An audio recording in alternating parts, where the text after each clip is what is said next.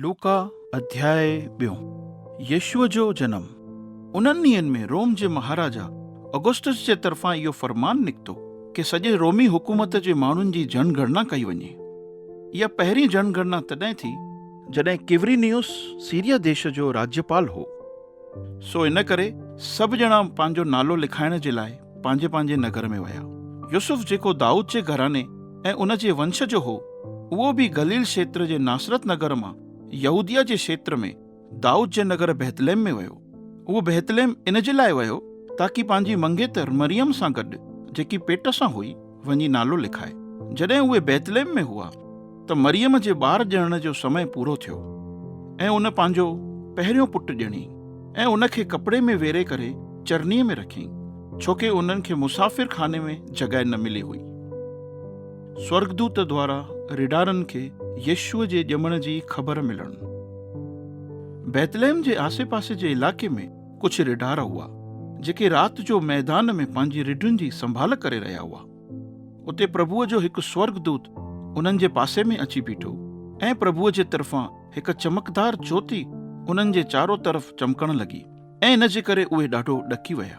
पर स्वर्गदूत उन्हनि खे चयो, ॾको न, छोकी मां तव्हांखे वॾे आनंद जो समाचार ॿुधाइण जे लाइ आयो आहियां, जेको सभिनीनि माण्हुनि जे लाइ हूंदो। ॿुधो, अॼु दाऊद जे नगर बेतलेहम में तव्हां जे लाइ उद्धारकर्ता जो जनम थियो आहे। इहो ई मसीह प्रभु आहे। मां जेको कुझु इन ॿार जे बारे में तव्हांखे चयो, उन जी निशानी इहा आहे कि तव्हां उन ॿार खे कपिड़े में वेरियल ऐं चरनीअ में लेटियल ॾिसंदव। उन ई वक़्तु हुन स्वर्गदूत सां गॾु ॿिया बि घणेई स्वर्गदूत परमेश्वर जी स्तुति कंदे ऐं ईअं चवंदे रिडारनि खे ॾिसण आया, स्वर्ग में परमेश्वर जी महिमा थिए ऐं धरतीअ ते उन्हनि माण्हुनि खे शांती मिले जंहिंखां हू ॾाढो ख़ुशि आहे। जॾहिं स्वर्गदूत उन्हनि वटां मोटी करे वापसि स्वर्ग में विया, तॾहिं रिडारनि हिक ॿिए खे चयो, हलो त असां बेतलेहम में हली करे उहो सभु ॾिसूं जेको प्रभुअ पंहिंजे स्वर्गदूत जे द्वारा असांखे ॿुधायो आहे। सो उहे ओॾीमहिल ई विया ऐं उते उन्हनि मरियम ऐं यूसुफ खे ॾिठो ऐं ॿार खे उन्हनि चरनीअ में लेटियल पातऊं। उन ॿार खे ॾिसण खां पोइ जेके बि माण्हू रिडारनि सां मिलिया, उन्हनि उहो सभु कुझु माण्हुनि खे ॿुधायो जेको स्वर्गदूतनि इन ॿार जे बारे में संदनि खे ॿुधायो हुयो। जिन बि रिडारनि जूं इहे ॻाल्हियूं ॿुधियूं, उहे सभु ताजुब करण लॻा, पर मरियम इन सभिनीनि ॻाल्हियुनि खे पंहिंजे दिलि में रखी ऐं उन्हनि जे मथां वीचार कंदी रही। रिडारनि खे जेको बि उन ॿार जे बारे में ॿुधायो वियो हो, उन्हनि उते उहो ई सभु कुझु ॾिठो ऐं ॿुधो। इन करे उहे परमेश्वर जी महिमा ऐं स्तुति कंदा वापसि पंहिंजे रिढुनि ॾांहुं मोटी आया। यीशुअ जो नालो रखियो वञणु। 8 ॾींहं ते जॾहिं उन ॿार जो खतनो करण जो वक़्तु आयो त उन जो नालो यीशु रखियो वियो, जेको स्वर्गदूत मरियम खे उन ॿार जे पेट में अचण खां पहिरियों ई चयो हुई।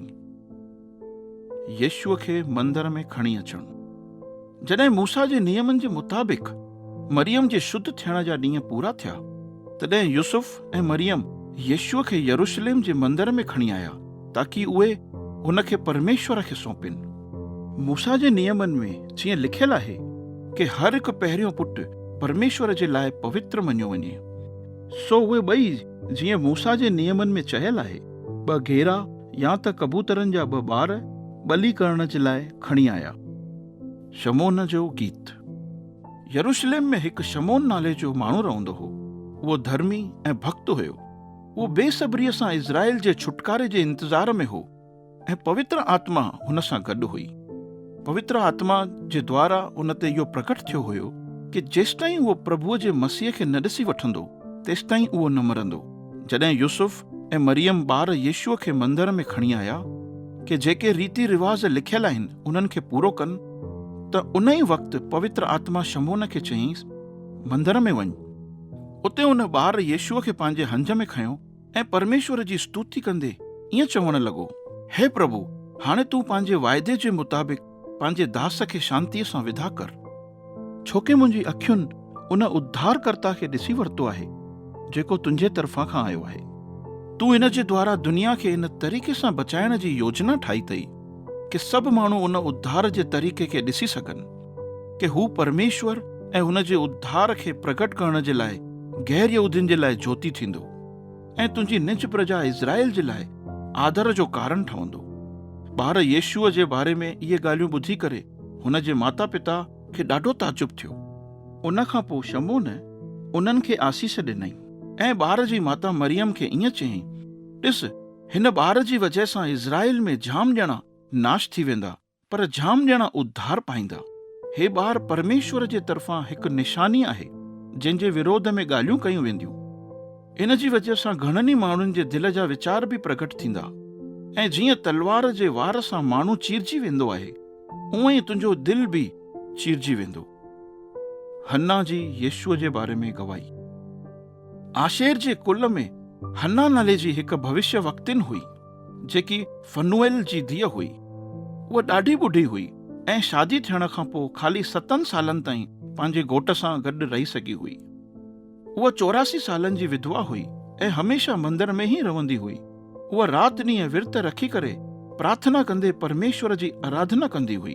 उन ई वक़्तु उहा उन्हनि जे पासे में अची करे परमेश्वर जो धन्यवाद करण लॻी ऐं उहा उन सभिनीनि माण्हुनि खे हुन ॿार जे बारे में ॿुधाइण लॻी जेके यरूशलेम जे छुटकारे जे इंतजार में हुआ।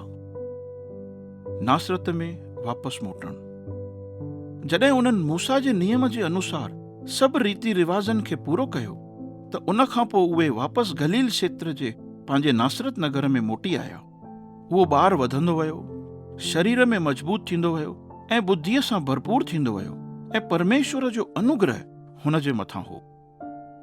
येशू जॾहिं 12 साले जो हो, येशूअ जा माता पिता हर साल फसह जे त्योहार जे मौके ते यरूशलेम वेंदा हुआ। जॾहिं येशू 12 साले जो थियो, तॾहिं मरियम ऐं यूसुफ पंहिंजी रस्मुनि जे मुताबिक़ फसह जो त्योहार मल्हाइण जे लाइ यरूशलेम शहर में विया। जॾहिं त्योहार जा ॾींहं पूरा थिया ऐं हुन जा माता पिता पंहिंजे घर ॾांहुं मोटनि पिया, त छोकिरो येशू यरूशलेम में ई रहिजी वियो ऐं इन जे बारे में उन्हनि खे ॼाण न हुई, छोकी उन्हनि खे लॻो कि जेके असां सां गॾु मुसाफ़िरी करे रहिया आहिनि, येशू उन्हनि सां गॾु हूंदो। पर मुसाफ़िरी कंदे जॾहिं शाम ताईं येशू उन्हनि खे ॾिसण न आयो, त उहे हुन खे पंहिंजे माइटनि ऐं सुञाणप वारनि में ॻोल्हण लॻा। जॾहिं उहो संदनि खे न मिलियो, त हुन खे ॻोल्हींदे ॻोल्हींदे उहे वापसि यरूशलेम में विया। येशू उन्हनि खे 3 ॾींहं ते मंदर में यहूदी धर्म गुरुनि जे विच में वेठे ऐं उन्हनि जी ॻाल्हियूं ॿुधंदे ऐं उन्हनि खां सवाल जवाब कंदे मिलियो। जेतिरनि बि उते हुन खे ॿुधो पिए, उन्हनि सभिनीनि खे येशूअ जी सम्झ ऐं हाज़िर जवाबीअ ते ताजुब थियो। येशूअ खे यहूदी धर्म गुरुनि सां सवाल जवाब कंदे ॾिसी हुन जे माता पिता खे ताजुब थियो ऐं संदसि जी माता हुन खे चवण लॻी, हे पुट, तूं असां सां अहिड़ो व्यवहार छो कयो? असांखे तोखे ॻोल्हण में केॾी परेशानी थी आहे। येशूअ हुननि खे चयो, मूंखे ॻोल्हण में तव्हां एॾो परेशान छो थिया आहियो? छा तव्हांखे ख़बर कोन्हे मूंखे पंहिंजे पिता परमेश्वर जे घर में हुजणु ज़रूरी आहे? पर जेको येशूअ उन्हनि खे चयो, उहे उन ॻाल्हि खे सम्झी न सघिया। उन खां पोइ येशू उन्हनि सां गॾु नासरत नगर में वियो, जिते उहो उन्हनि जी आज्ञाकारिता में रहियो। हुन जी माता इहे सभु ॻाल्हियूं पंहिंजे दिलि में सांडे रखियईं।